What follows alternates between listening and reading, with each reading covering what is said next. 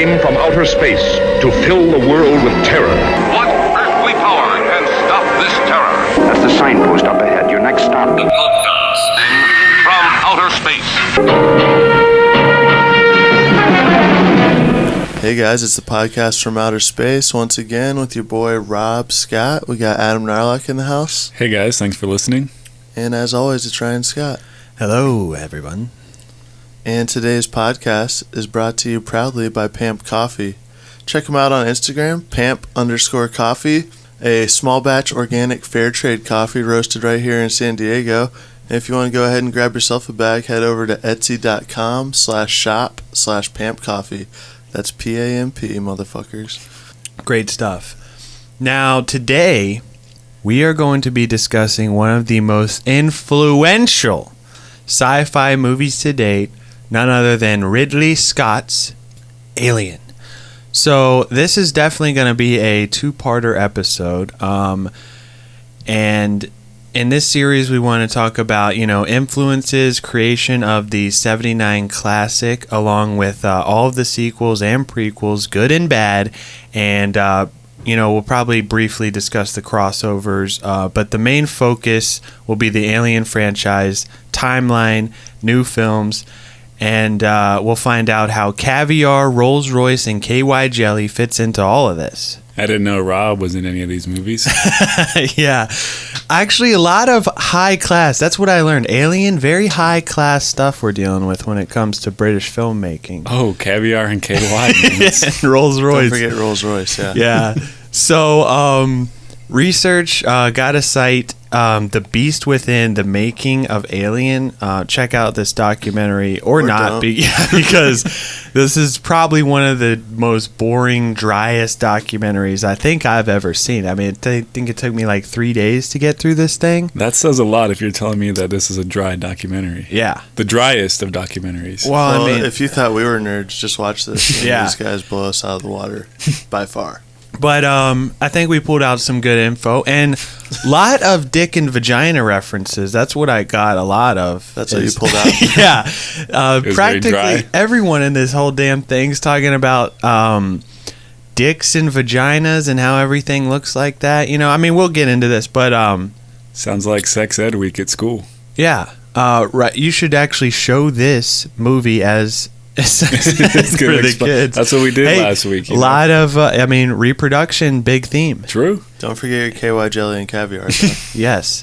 So right off the bat, any thoughts on the franchise? Memories, The research for this episode was actually my first real exposure. Maybe like seeing the movies as a kid, but I don't remember it. So like actually sitting down and watching the first two with Chris. Oh, okay. It is so good this is exposure. new for you. Oh yeah, but we talked about this on the Metroid episode a little bit, how Alien inspired lots of movies and stuff, but definitely you could see the influence it had on Metroid, so I really like that. And even Stranger Things, I think we talked a little bit about like its influence there with like the eggs and the tunnels, the upside down. Check out those episodes if you haven't already. So I think I remember seeing Alien like really young. My dad would always show me like movies he thought were classics, and I remember watching Alien. It freaked the hell out of me, honestly. I got a little bit of a 2001 vibe when I watched. Really? Alien. Yeah. And I'm honestly asking. I think they were a lot of stuff I saw. They were trying to like move away from that, but because that's like a very 2001's like very sterile. It's like this guy's a fucking high level scientist. This one is more like these guys are basically truckers in space. They were saying, I think just how I feel like there's not a lot of dialogue. Yeah, there's a lot more. I don't know, like the whole Metroid vibe, where like you're just following her around through these like little claustrophobic corridors. Yeah. First time that I saw it was Alien vs Predator, and then I was like, "Where the fuck is this alien coming from?" And then I had to go back and watch it. And thoughts on it? I think Alien's way more badass than Predator, but that's just my personal opinion. So basically, the whole concept for Alien, more or less, could be credited to this guy, Dan O'Bannon, who is actually homies with John Carpenter at USC. Shout out Film to the School. alma mater. Yeah, and he helped him on Dark Star. Pour one out. This guy actually died in 2009 at the age of 63. Now, yeah, we did talk about O'Bannon's like influence on sci-fi. I think he also did some visuals for Star Wars, and we talked about that a little bit in our Halloween episode. Did you guys see anything on this Dark Star movie? Yeah. Oh my god. Now, quick side note, did you guys see the new Halloween trailer? Did not. Bet your sweet ass I did. Looks fucking badass, right? Jamie Lee Curtis coming back. Yes. Now, For some more action. Yeah, check that out if you haven't seen it. Dick New Halloween trailer coming out October this year. Now, this guy O'Bannon looks like fucking Orville Redenbacher from watching the documentary. And I could really get a sense from watching this documentary how hard it must have been to work with this guy, you know? There's just some people like that. You're just like, oh, fuck, man. Yeah, but I mean, we were watching this documentary and this guy's like... They stole my script and it's like bitching about like little tiny things. And really though, everyone involved in like Alien, I think, was like constantly going behind each other's backs, and I could see the whole thing turn out to be a shit show. I'm surprised it turned out to be as good a film as it did with all the fuckery going on. Even the actors on set, bunch of douchebags. And I feel like if you're working in an environment like that, like, I don't know, man. Maybe there's some PTSD or something. That's like a. I mean, maybe. I like, know it's just a movie, but. Yeah, I mean, Halloween, like, they were all having fun, laughing it up, having a good time. They're all friends making a movie, basically. That's because John Carpenter was doing it. And this one is like. Not this clown. Yeah, and they had a way smaller budget. But, $2 million. Yeah, so in writing the script, O'Bannon says he drew inspiration from many previous works of science fiction and horror. So, you know, there was really no new ideas that weren't already thought up. It was more or less like his take on these ideas and applying them to a film. And he would go on to say, quote, "I didn't steal Alien from anybody. I stole it from everybody." You know, he got Thing from Another World in 1951. This inspired the idea of the crew being pursued by the alien creature in a claustrophobic environment. Forbidden Planet from 1956. This gave him the idea of the spaceship being warned not to land, you know, having red flags and then being like killed one by one. Planet of the Vampires in 1965 has a scene where they discover a giant alien skeleton, just like the space jockey.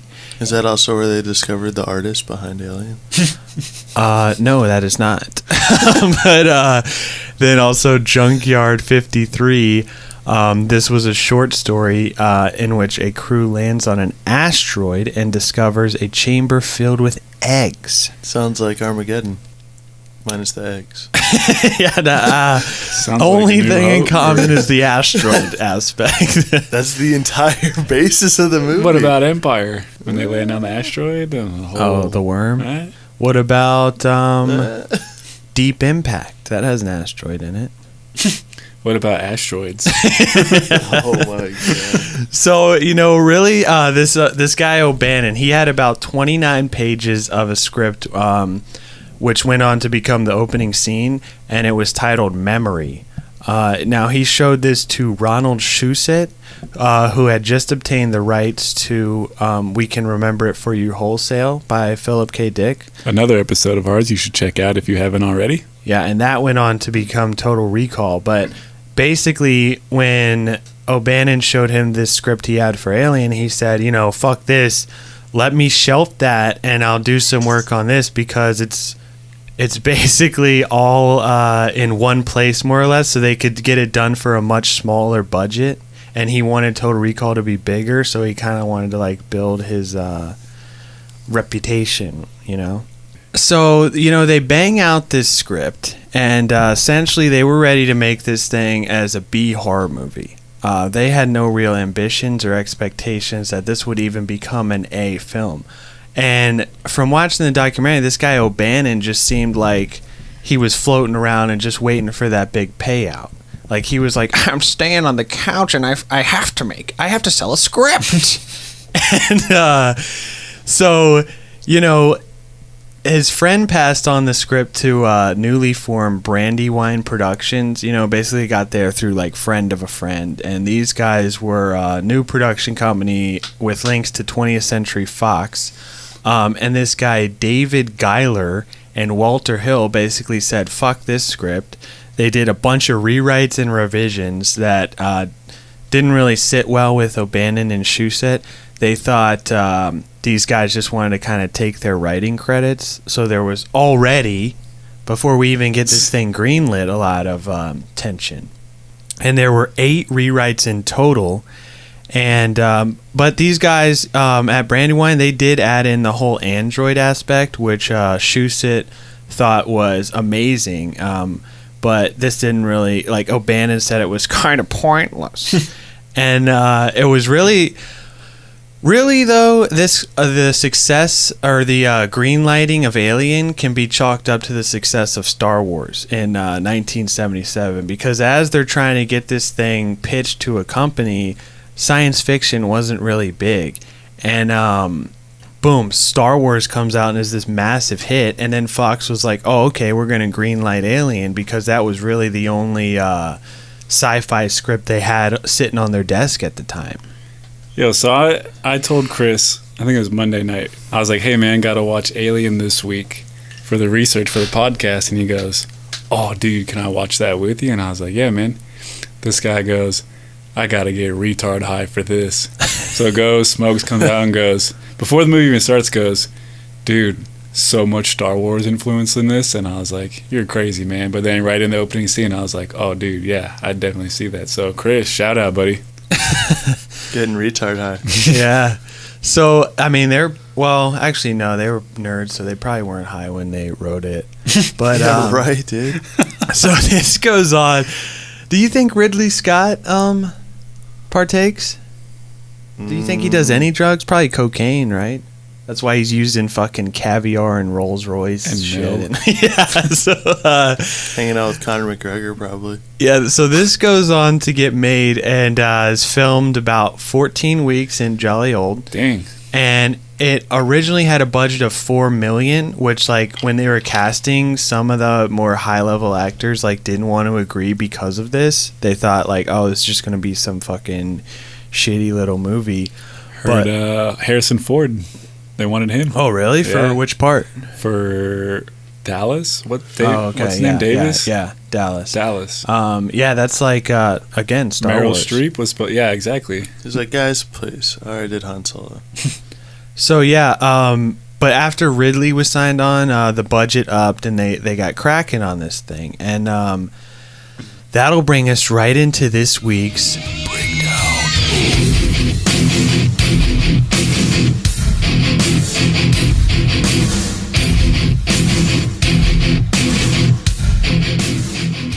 So, Alien, directed by Ridley Scott, who had only done The Duelist before this. Alien is really known as his breakthrough film. So, released May 25th in 1979, the budget ended up being $11 million, and it earned anywhere from $104 to $203.6 million at the box office. Now, where are you pulling that out of? Now, because that's a lot of, like, back in the day, Hollywood accounting, probably even today, very suspect. Accounting in general, dude. They it's $100 million difference. Exactly. That's what I'm saying. These guys are like... somewhere in between there. You know, someone was taking a skim off the top of that. And $100 million worth? So, yeah. Now, we'll get into this breakdown. Now, I truly hope everybody listening has seen Alien. If not, you should probably, like, reevaluate your life. At this point, but the basic plot is this. In deep space, the crew of the commercial starship Nostromo is awakened from their cryosleep. Halfway through their journey home to investigate a distress call from an alien vessel, the terror begins when the crew discovers a life that is perfectly evolved to annihilate mankind. One by one, each crew member is slain until only Ripley is left, leading to an explosive conclusion. That's pretty good, man. Now again, like our Halloween episode, I'm surprised that Alien wasn't taken by 1979 as the title of a movie. But yeah. Do you think that they were just like, what do we call this one, guys? No, it's about aliens. Fuck it. We'll call it Alien. Well, the dude said when he was writing the script. Orville Redenbacher? No, the other guy, Shusett. He said that, I forget the original with the name. Ascot? Yeah. And he said, though, he kept seeing Alien in the script, and why not make this the title? Like, that's a pretty no-brainer. It's about an alien eating people. But yeah, any spiels on the film itself? Like I said, I got a lot of a 2001 vibe from it. And then when you go and watch Aliens and some of the sequels and prequels, it's very different. I mean, different directors, so that makes sense. And writers. We'll get into that too, almost every film in it is different, but it's like the basic. It's like a general plot. This is laying down the foundation. Alien on the ship, eating everybody, and they gotta send it out. Guys, ever play not Space Invaders, Alien Syndrome on the Sega Master System? I did not. Negative. Oof, that's what I got a lot of vibes of that from watching the movie. Now, what year was that? It had to have been. It's probably influenced by this, I would imagine. I think it's early 80s. Gotcha. So, yeah, anything from your end? I was just going to say, obviously influenced by Star Wars, but I feel like Alien kind of set the tone for other... Thrillers, or... Well, not thrillers, but like more sci-fi alien-type movies, because just the way that ship is... I mean, you can tell that it's influenced by Star Wars, but they kind of did their own like take on it, you know? Yeah, and I mean, and I feel like every time you see a movie, like, I don't know, what is that one? Starship Troopers? Oh yeah, that's big. I mean, that's like Marines in space, similar to Aliens. Well, I mean, like every time you see a movie that takes place in space, everything kind of pulls from that and Star Wars. I feel like those are the first two that kind of set the tone for everything to come. Yeah, and also very different because Star Wars is more like a kid film, you know? Alien is like scare the fuck out of you, you know? And the genre scare the fuck out of you. And I feel like the whole thriller aspect is like the Halloween concept where it's built on like suspense and your imagination. I mean, you barely see the whole monster. It's like it's a slow build up and you see like parts of him. And then you start to see, you know, he emerges, but you never really see the whole monster except for maybe like once or twice, and it's mostly like lurking in the shadows, you know? Just like Halloween, where we were saying like you never really, it's not a very bloody movie. It's more the fear and suspense of he's somewhere and you don't know where. It's left to your imagination. Yeah. And it's like the film itself is like very dark and like fog, you know, heavy, and it's perfect pacing for the thriller aspect. Too bad they didn't have a motion tracker for Michael Myers, you know? Yeah, so a little GPS thing.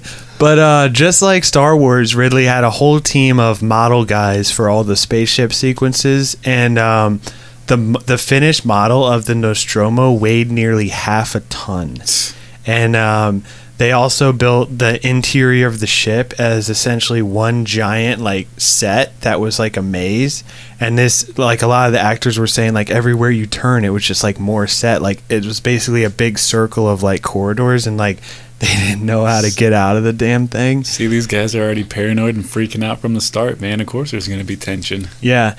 And the scene, you know, the scene where they find the big space jockey? Yeah. It's called. So that almost didn't even get made because they said, you know, this was too expensive for just a minor scene. But Ridley was really pushing it, and like, this is like one of the most important things. Like, that really freaks you out when you see like this is their whole warning of like, hey, maybe we shouldn't be here. But then wasn't really like complaining. No one ever really asked about the giant space jockey. Wasn't that one of his? Oh, really? I didn't see that. I thought I saw that. Oh, maybe. Well, I mean, they explain it all in the prequels, which we'll get to. That's true. Next week. That's true. But yeah, so and honestly, filming in the suits. Well, not honestly. Honestly, filming in the suits, actors nearly passed out due to a combination of the heat and lack of oxygen. This suit had no like ventilation, so they were just, it's all carbon dioxide they were inhaling. And in one scene, when they're on the planetoid and it's like the landing gear, they had like a huge landing gear built, but Ridley thought it didn't look big enough, so he actually used his 2 sons and one of the producer's sons as stand-ins to stand next to it so that it looked bigger. And even in the scene where they do the long shot where they find the space jockey, those are his kids and the other guy's kids in suits. And just to make it look like so much bigger than it actually was. Yeah, that's why I only date girls with little hands. Okay. So the alien, let's get into the alien in all of its forms. So we've got, first we see it as the egg, the infamous face hugger. The egg scene, this was actually shot separately from the rest of the film after shooting had wrapped. They use fiberglass for the body when he shines his light on it, and it's actually Ridley's hands going like fluttering when Kane shines his light on it and sees the inside. And for the top inside of the egg, they used a cow's stomach and tripe. That's basically like sheep's innards. And they shot another thing of sheep intestine out a high pressure hose and like slowed it down for the scene where it latches onto his face. And fun. Yeah, and then the scene where they actually dissect the face hugger and they're like looking at its innards. They used oysters and other bits of seafood.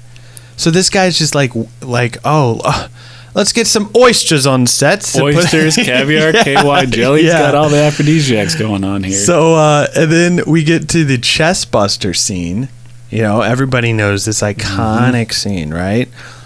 This is where they're at the table and Homeboy gives birth, quote unquote, to the alien that has incubated itself inside him. This plays a big role in one of those Freudian aspects of the film. But Ridley used a interesting approach here. Actually, the actors, they knew an alien was going to come out of his stomach, but they did not know that he was going to shoot all this blood out using high pressure pumps. And so basically when this happened, like the actors were totally caught off guard. One lady even fainted, I think. So like you're seeing a genuine reaction there. Now I thought that was interesting because he's using the element of surprise, right? Right. But if for some reason he didn't get the shot, then his whole spiel, his whole thing is messed up, right? Like, say something happened where he couldn't use that shot, Yeah, you take a chance. You guys got a high level of confidence. Yeah. Okay, I guess so. So the chestbuster puppet itself... He's trying to get his own chestbuster going on with all those oysters. Oh my God. Dick joke. So, but I mean, he's busting on his own chest or someone else's? You gotta ask Ridley Scott that. So, the chestbuster. He's no Harvey Weinstein, right? I don't think so, but not. Who knows what could come out in the future? I don't think so. He's got a lot of caviar and KY laying around. We know he's got that on set. It's not just for props, all right? I'll tell you that. So, yeah, the puppet was actually influenced by this 1944 painting from Francis Bacon, not the guy that did Bacon's Rebellion. It was called... different Francis different Francis Bacon. More expensive Francis Bacon. This guy, also a freak, but this was called 3 Studies for Figures at the Base of a Crucifixion. Ooh. And that's our just Google it. I mean, check out this painting. Rob, you're an artist. What's your read on that? Actually, a pretty famous painting, dude. Really? Yeah. Okay. Now, anything you can tell us from an artist's perspective? You took a lot of art classes. I was reading about this, and art for me, I just don't get it. I don't get it. I wish I could look at something and be like, oh, that's a so and so. This yeah, year. I was like looking at it like this looks like a little kid's drawing of like a snake or something. And it probably sells for millions. Yeah. Oh yeah. Actually, so the guy that painted this, he actually sold another one of his paintings sold in November 2013 for $142.4 million. And at the time, this was the highest price attained at auction for a work of art when not factoring in inflation. Unbelievable. But that record was broken by one of Picasso's in 2015. But still, I mean, that's crazy. Look up this man's artwork and tell me if you'd pay $142 million for 124 million. Somebody would. Yeah, I mean, look this stuff up. It's called 3 Studies for Figures at the Base of a Crucifixion. Francis Bacon. Well, I think that a lot of people, when they think of art, are expecting more like Mona Lisa type shit, you know? When you think of like a masterpiece. Yeah. And this is just a lot more abstract, obviously, than that. Definitely got a lot more abstract. What's the definitely thing? got those Picasso vibes to it. So what type of art is that? Renaissance? No, this is not. What? And I'm honestly asking. What is it called then? Impressionist. Is that what it is? No, I would not. Surreal. That's it, right? I guess you could kind of consider it surreal, but... Surrealist. This guy's a surreal painter. Now... You're surreally fucking with me right now. Now, Wait, hold on. I want to look into this a little bit real quick. we'll wait. Oh my god. You could have done this before. I didn't know we were going to get into a fucking damn art discussion. It's been in the outline all week, bud. Yeah, for like the past 2 days. We know that he doesn't read the outlines. I did read the outline. It does, nowhere in it does it say art discussion with Rob. So why don't you go check the fucking outline? He got you there. Well, as an art major, I would have thought you would already have a spiel prepared. Oh, I'm so sorry. I mean, when we talked about the pyramids, I had the history aspect covered. Man, pour one out. This guy died in 1992. This is a major time to ground control. Yeah, you can't really find anything. I'm stepping through. Because he does a lot of the different shit, so... Surreal. We'll go with that. Well, hey, if we've got any... How about this? If we've got any artists out there listening or art majors, I'm sure there's some of them. Somebody out there. Let us know what this is. I mean, maybe surreal, maybe Renaissance. We don't know. Okay. Every piece of art is Renaissance. That's all I have for Just 'cause art. it has to do with... That's what I got for art. All right. Yeah, but so in 2007, Empire magazine named the chestbuster scene as the greatest 18 and over moment in film, ranking it above the decapitation scene in The Omen and the transformation sequence in American Werewolf in London. Now, what do you guys take on that? Do you guys think there's any other moments in film history where you were like, oh, like gagging and wincing and cringing at the screen? What do you guys got for those? Does it have to be like a morbid scene like that? Or because what about like some naked chicks? Or like teeth? Ooh, yeah. Yeah. Dude, actually, I read that Scott wanted it to be one of the, like, the movie was like supposed to freak guys out. Yeah, he wanted them to. Yeah. That's what I did when I saw teeth, man. I was scarred, man. I told my girlfriend I couldn't have sex for a few weeks. Like a few weeks. I was scared, dude. I mean, yeah, that movie was definitely up there. What about you, Rob? Any scenes that made you cross your legs? In Teeth or in Alien? In any. In general. Any, yeah.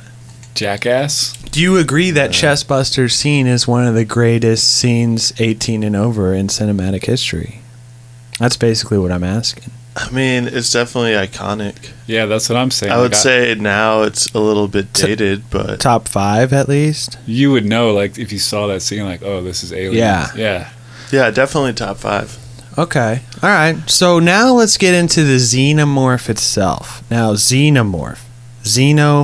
It means strange form. And the construction, this is the full-grown alien that we see. And the construction of the alien body, the full-grown alien body, used vertebrae from snakes and cooling tubes from an old Rolls Royce. And they used loads of KY jelly for saliva and the slime effect.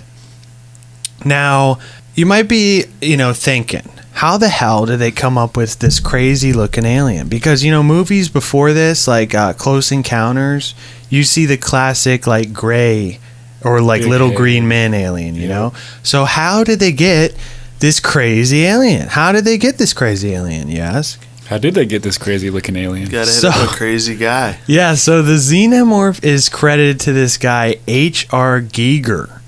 He's a Swiss painter. Now, again, pour one out. This guy died in 2014 at age 74. Or did he? Maybe He's not. A vampire. Vampires yeah. can die, dude. I'm a vampire. Did someone get a stake through his heart or what? This guy, was weird as fuck. So according to several people who worked on the film, they thought this guy was strange, odd. A lot of the creators were like hesitant to meet him because they thought he was so weird. And we've pulled just a small clip so you guys can get a little glimpse into this guy's psyche. The light hurts me. If you have too much sun, you like then to be in the shadow, and I like always to be in the shadow, in the dark. So, this guy apparently he dressed like a vampire, and it's clear from that clip he hated being in the light, and he actually offered, I believe it was Shusett, opium the first time they met because he said it protects him from his thoughts. And according to some of the people on set, one of the more bizarre rumors was that he had a skull in his office, which belonged to Lee Tobler, his fiance, who committed suicide in 1975. So I hear this rumor. Of course, I got to do some digging into this. And so on set, David Geiler, one of the producers who helped to do the rewrites for the script, heard that he had a skull in the doorway of his house, Giger did, and it was his deceased fiance's. Sigourney Weaver and Shusett had also heard this rumor, and this guy Alan Dean Foster heard that it was he had a full skeleton from a former mistress hanging from his ceiling. And the rumor also got pushed to the extent that Roger Christian heard 3 of Giger's wives and or mistresses had committed suicide, and he had their skulls preserved and mounted on his bedpost. Now, most of this can be traced back to rumors started by Giger's girlfriend at the time, who would like tell these crazy stories as a joke. You should start making up stories like this about when all the actors would go out to like drink at these pubs by where they were filming, she would tell these as a joke. I mean, that's pretty funny, right? This guy's got a skeleton of his ex-girlfriend hanging up in the apartment. So in 2009, Dennis Lowe spoke with Giger about this. He made a documentary called Alien Makers 2, and Giger was apparently shocked, and he assured him that no, like I'd never had, I didn't keep preserved bones of my ex-lovers, but Who wants to admit to that, Hey, man, I saw that documentary. I think I has some weird stuff in his house. Yeah. So the skeleton was taking a shower. One disturbing story, though. Art. Check out this very disturbing story. Did come from William Mahone, who worked on a few concepts for the film. He said this. All the walls in Giger's home were painted black, and nearly all his artwork was stored there. He told me he would never sell anything, but occasionally would give things away. Canvases were stacked all around the house, 5, 6, maybe 10 deep, and these paintings were huge. They were huge! He also had statues of the alien there and some weird furniture. One day I was walking around and I noticed that one of his paintings had several holes in it and was stained.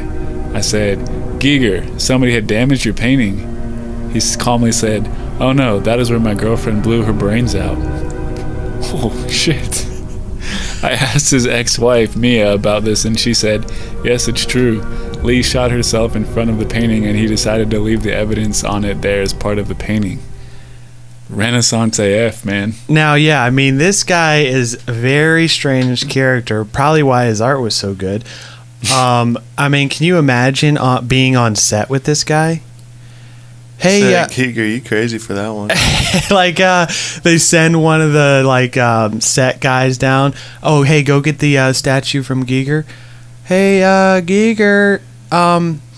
It's completely dark in the office. I'm here to get the skeleton you made for the xenomorph. I'll just be here in the shadows. Giger, is this the right skeleton? There's a lot of bones in here. That's my girlfriend's bones. Do not touch them, please. This guy is fucking crazy. So, I heard he stopped at a gas station one time, and the gas station attendant lost 300 pounds after meeting him. Stephen King? Giger. You're thinking of a Stephen King novel. So, yeah, this guy had a book of art out called Necronomicon in 1977. And yes, this was based off of H.P. Lovecraft's Necronomicon. And there was a painting titled Necronomicon 4. I'll post that on the Instagram. This is where Ridley Scott, he saw Giger's work, and he knew that right away the single biggest design problem and possibly even the biggest problem in the film had been solved when he saw this painting. He knew he wanted this to be the alien in the film. Ridley actually flew to Zurich to meet Giger, and then he recruited him to work on all aspects of the alien and its environment, including the surface of the planet, the ship, the wrecked spacecraft, and all forms of the alien from the egg to the adult. This guy is just blowing money fast on this film. Well, yeah. Ridley himself was an artist, right? Like, he drew a whole bunch of the conception art and everything, and he knew what he wanted. Well, he drew some of the storyboards, right. And then he had a bunch of other artists like Giger and this other guy that did like the ship and stuff and the whole like those aspects. But Giger did all the alien. But I'm just saying, like, Ridley being an artist himself. Like, yeah, I mean, if he sees something in his head, like, he knew, like, okay, this guy can bring it to life. These guys are good. Yeah. All right. So now, the xenomorph, the most perfect organism, as it's been called. Now, its reproduction is based in science, based on the tarantula hawk wasp, which like paralyzed the tarantula and then drags it to its like nest or whatever, lays a bunch of eggs which feed off the dead tarantula. Pretty fucked up. Look at it. And there's also some stuff that O'Bannon said he based it on this like I think it's like a fly or something that lays eggs in this caterpillar, and then all its larvae eat the caterpillar from the inside out. I mean, really fucked up stuff. So the whole life cycle of the alien is basically like, in the original Alien film, it was like xenomorph mates with a xenomorph, eggs get laid, and then with the face hugger in them, then boom, they come out, get on a human host, and then boom, we get the chest buster, falls into another xenomorph, repeat the process, right? Great video about right on this. that. Yep. Yeah, check it out. I think it's called like Because Science. They did a good video on the whole alien life cycle. And moving right along, for the scene where Ash is revealed to be an android, so they had a puppet created for his torso and upper body, which was operated from underneath the table. And during one of the preview screenings of the film in Dallas, I think it was, this scene where like she knocks his head off, this caused an usher to faint.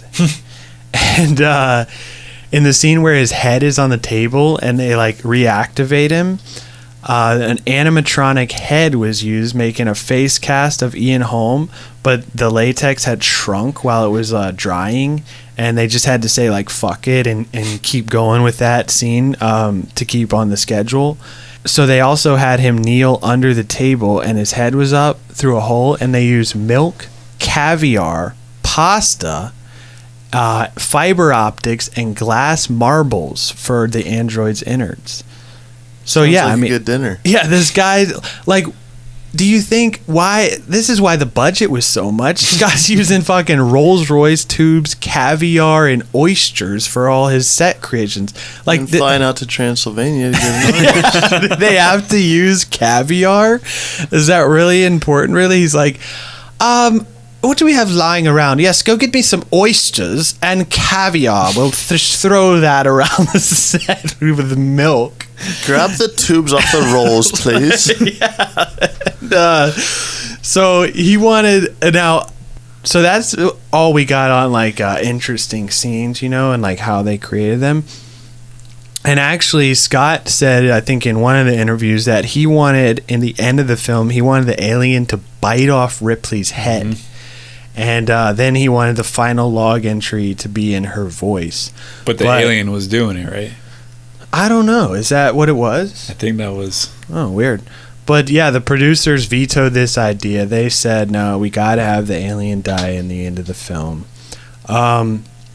And then another thing, quick note on the score by Jerry Goldsmith. I mean, this guy did the score for, coincidentally, Freud, Chinatown, Patton, The Omen, Poltergeist, The Mummy, and even Mulan. I mean, this guy's legendary, and they hired him to do the score for the movie. But mostly it was like Ridley and the producers. Like, this guy did a whole score, and they kind of were like, nah, we want it to be more weird. So he rewrote the opening title to be like weirder, and they just like he wouldn't, but he was like, no, like a score has to be standalone. Like, you should be able to listen to a score without the movie and still be like, this is good. But they just wanted like weird sci-fi shit in there, and he didn't really want to do that, so they just went behind his back and like bought the rights to some of the stuff he produced for Freud and used that in the Alien film. And when he saw the final product, he was apparently like kind of pissed off. Yeah, because this whole thing is people going behind their backs. I mean, the space jockey scene, he had Giger build that too, and some of the executive producers were like, what the hell is this? They showed up on the set and they were like, no, we're not building this. This is not in the budget. We don't need this. And then apparently Ridley Scott would come on the next day and be like, oh, the producer said that? Nah, build it. And like, they're all constantly going behind each other's backs. But nonetheless, I mean, film was a huge success. It had a few limited releases to mixed reviews, just like we explained on Halloween. They had problems with the sound at one screening in St. Louis, and it got bad reviews. They had a way more successful screening in Dallas. People were apparently running out to puke in trash barrels outside. And this is also where that usher fainted at the android scene. Sounds like Dallas. Yeah, and they said, I think it was like two of the writers were at that one, and it's like they saw people run into the back and they were like, fuck, like everybody's leaving. They're like walking out, but they were just moving. Like, they didn't want to be that close to the screen. Because they were scared. They wanted to be in the back. They want to get like as far away from the screen as possible. But upon its nationwide release, I think they did like, I was seeing in one of the things, they did a 3-day nonstop screening at the Egyptian in Hollywood. And there was just lines out the door around the block all 3 days. Dang. Like 24 hours, just it played on a loop, and it was like never like not sold out. And so needless to say, film went on to become a massive success, influenced a ton of sci-fi and thrillers films to come. And Roger Ebert, now get this, and let me know if you guys think this is a dick move or not. Well, first off, he said that like one of the things that played into Alien was that the actors were older. It's not like Halloween where it's like teenage kids running around getting murked. The actors were older, so this was like it made the characters more convincing, and this was a big part of what made it like appeal to audiences, because these guys were just average Joes. This is so far in the future that they're like basically truckers in space. They're driving this huge refinery back to Earth, and they're just like, they're not crazy scientists like Interstellar or 2001. It's just they're like everyday working guys. Me and you going up to space trying to bring this haul back. And then so when it first came out, Ebert said this is quote unquote basically just an intergalactic haunted house thriller inside a spaceship. He said one of several science fiction pictures that were, quote, real disappointments compared to Star Wars, Close Encounters, and 2001. However, later, he basically retracted this. He added it to his great movies list. He gave it 4 stars and said that it is a great original. So he's basically just going back on what he says after like it gets all these good reviews. Yeah. And it went on, the film went on. So is that a dick move? Like all these people out here saying, oh, this film sucked, but then once more and more people see it and say like, oh yeah, this is fucking awesome, then he's like, oh, actually, yeah, it was actually really good. I feel he like just doesn't want to look like an asshole. Yeah. That's what it is. I feel like it's one of those movies where if you watch it the first time, maybe you're unsure. So if you go back and watch it again, you got to watch it twice. Yeah, I think maybe. I'm trying to make it seem like Ebert's not a douche, but maybe he is. Yeah. So the film went on to win several Saturn Awards, and most notably, it won an Academy Award for visual effects. So it got an Oscar. And in 2002, Alien was deemed culturally, historically, and aesthetically significant by the National Film Preservation Board, and it was inducted into the National Film Registry of the Library of Congress for historical preservation. Just like, I think Star Wars, Close Encounters, and Blade Runner are the only other films that we've covered that have had this honor. So that's 2 of Ridley Scott's films. You know? Guy's killing it. And the American Film Institute ranked Alien as the 7th best film in the science fiction genre as part of its AFI's top 10. Now, rip-offs. So, of course, there's going to be rip-offs, right? Oh, yeah. Bet your ass there is. So, when this thing opens, it's a massive success, and there ended up being a ton of rip-offs released to cash in on the idea. The Alien Dead, same year, but this had its title changed last minute to cash in on Alien's popularity. It was not originally called The Alien Dead, but they switched it. Contamination in 1980 was initially going to be titled Alien 2. And then 20th Century Fox lawyers, they basically contact the director, Luigi Cozzi, and made him change the name. I mean, oh, that was a big success. Yeah, my film is called Alien 2.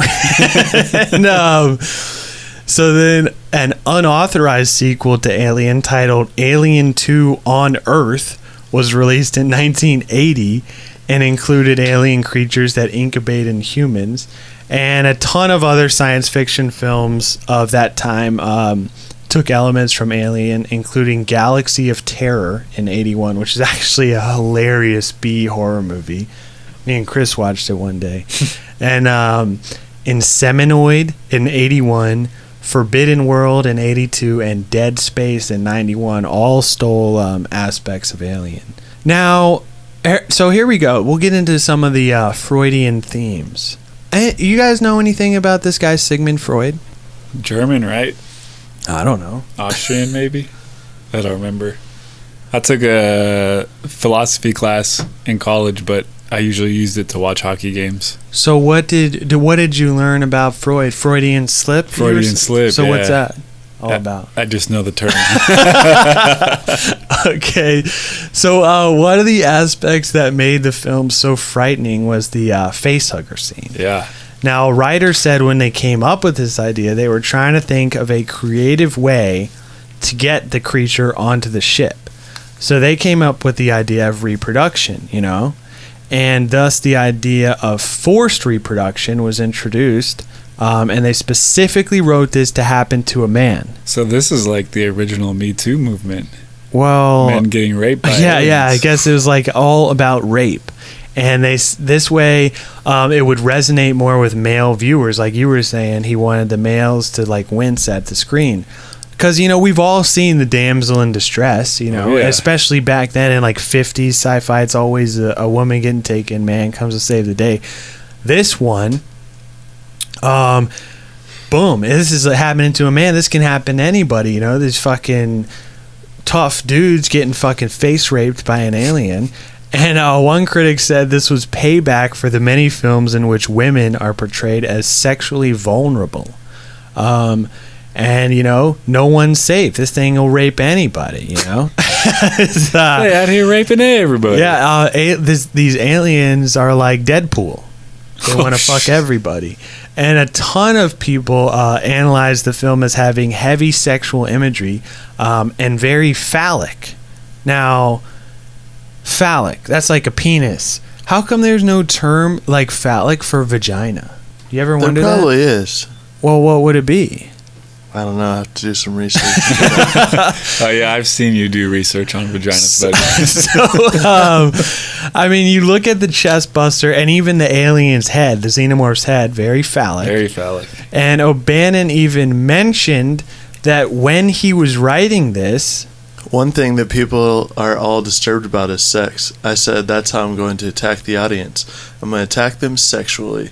And I'm not going after women in the audience. I'm going to attack the men. I'm going to put every image I can think of to make men in the audience cross their legs. Homosexual oral rape, birth. This thing lays its eggs down your throat, the whole number. So this guy says one thing people are all disturbed about is sex? You ever been to Europe, buddy? Well, this guy is the nerd from America. That's true. But it's Orville Redenbacher. I mean, disturbed by sex? I wouldn't say that. Well, I'm disturbed by the idea of homosexual face rape. Well, yeah, but that's not sex. If I said to you, hey, talk about sex, man. Like, we talk about that all the time, right? Yeah, but this is not the 1970s. But I also feel like the 1970s, like everyone was cool with that. Yeah, 69, dude. Summer of 69 happened right before. I think this guy is just a nerd. Maybe he's disturbed about sex. Yeah, that's what I'm saying. And he put his own... think about his audience, too. Sci-fi nerds. No, that's true. Actually, that's very true, yeah. So... Now, what can we say about the whole film? I mean, thoughts on the film or its like influence on other films? Like I said, my favorite influence was definitely Metroid. There's the whole mother aspect. And female lead. Female lead is definitely the hero. See a lot of it in Aliens 2 when she's switching between weapons and just fucking shit up. Yeah. Badass, dude. Not Aliens 2, Aliens. Yeah, Aliens. Not to be confused with Alien 2. On Earth. I mean, I thought it was cool how much, like you already said, Stranger Things was influenced by Alien. With the upside down, the not really an alien, but still like a crazy creature chasing them around, the demigod people. Yeah. So this guy, the author of the unofficial and unauthorized guide to the Alien and Predator films, he writes that the film appeals to a variety of audiences, and I think this is why we can chalk it up to being such an success, despite everybody making the film going behind each other's backs. He says fans of Hitchcockian thrillers like it because it's gothic and dark. Gore fans like it for the chest buster scene. Sci-fi fans love the whole space aspect, and men love the battle for survival element, and then women love that they're not being cast as helpless victims. The film has a strong female lead, a heroine, in Ellen Ripley. Sigourney Weaver. Yeah. So Alien also led, massive success, no secret. And this led 20th Century Fox to finance 3 direct sequels over the next 18 years, each by different writers and directors, 2 crossover films with the Predator universe, and 2 prequels which were released in 2012 and 2017, along with a 3rd announced, but there seems to be some speculation on that. And this is where we'll pick up next week. We're going to discuss the sequels, the prequels, get into some of those influences, mostly on the prequels, an in-depth look at the universe as a whole, the timeline, and some theories and ideas on the upcoming film. So tune in next week to find out all about that. And on that, you guys got anything? Well, once again, slide into those DMs, hit us up. We still got some stickers left. Podcast from Outer Space on Instagram. podcastfromouterspace@gmail.com if you want to hit us up on an email. Send us any thoughts, some stuff you might want to hear coming up, or, just drop by, say hey, say what's up. All the single ladies out there, please go ahead. Feel free to slide into those DMs. Now, also, like we said on the last episode, we will be at Comic-Con this year. Got some shirts and stickers to hand out. Now, also, Solo. So me and Rob have seen it. Adam, still, we're waiting on Teabag to get in there and see it. And we'll hit you guys with a review with our take on that, our 2 cents on that. And yeah. Well, I don't want to end on a sad note, but I did want to say shout out to my boy Anthony Bourdain. Pouring out for him, man. Very sad. Pretty big bummer. Yeah. Passed away at 61 this past week. And, for those of you who may not know, I am a cook in a kitchen, so he's always been a big inspiration to me. So I just wanted to, shout him out, pay my respects to the man. Yeah, definitely. Shout out to our guest last week, Niklaus. Congrats to your stupid ass Capitals winning the Stanley Cup. And Golden State is once still again holding it right now, probably sleeping with it every night. Golden State once again in that rigged league seemed to get a title. Lots of three-peat. Yeah, they're going for the three-peat, boys. Well, yes. Stay safe out there, guys. Thanks for listening. Watch out for crazy aliens, and so long, and thanks for all the fish.